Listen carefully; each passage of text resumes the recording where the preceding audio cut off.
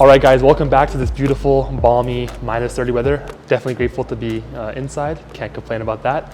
But I do want to provide you a quick update on our kitchen space. We've been making a ton of headway, and I wanted to kind of share with you what we've done and kind of where we're going for another episode. So to start off everything, just a shout out to everyone. Thank you to everyone who's been helping so far. I really appreciate that. But on the weekend here, I had my dad here to help me paint the entire warehouse and then also the ceiling in the kitchen area. So before doing all of that, we had to prep the area and we had to power wash the entire space. So it's really satisfying to see all the concrete, dust and everything get pushed out of the way and down the drains, which we obviously got put in there for a reason. So very satisfying that way.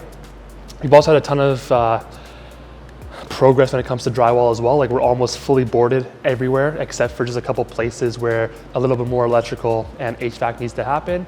But apart from that, it's almost entirely done. The next steps in that front would be the mudding and taping of the walls, sanding, and then going on with that FRP, which is the clean washable plastic that we're going to be using in the production area, so we can basically just power wash everything and keep it fully sanitized, which we're very happy about.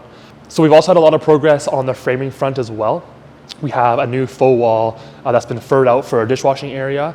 We also have a mop sink in the back, or mop closet, sorry, so that's where the mop sink will be. But we've also used that area, made it a little bit bigger to put in our hot water tank. And then right next to those will be our 2 in-house washer dryers, which will be, super useful. In addition to that, in that faux wall, we've already had the plumbing starting to go into it. So we have this beautiful copper, which I would love to see exposed, but unfortunately, just due to code and regulation, it has to be wrapped in insulation and then covered. So unfortunately, you won't be able to see it, but we'll put some in this video and you'll see that it does look really nice in the meantime. So in addition to that fake wall that's been put in, we also have one of our first hand sinks installed, which kind of brings it all together finally. We've also had our electrical put in the kitchen area, as well as the washrooms and staff room. That's kind of ongoing right now. It's going to be a little bit more work, but those are the walls that we haven't quite finished yet with the drywall, so they can still kind of get in there and work. Tomorrow, since the drywall has now been installed, we're going to have some of the ductwork installed by the HVAC specialist as well.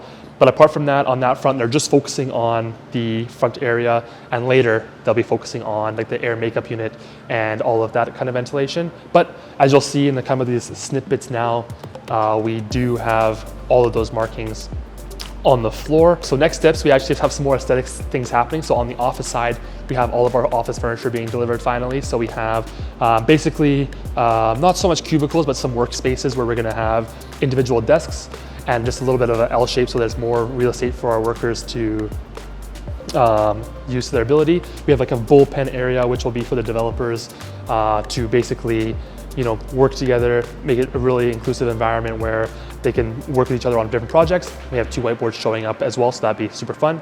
But yeah, thanks for following along on the journey. And again, thank you to everyone who's been helping out. I know today was a tough one. We had a lot of people stepping on each other, but in the end, we kind of got it to work. So just a huge shout out to the whole team. Thank you.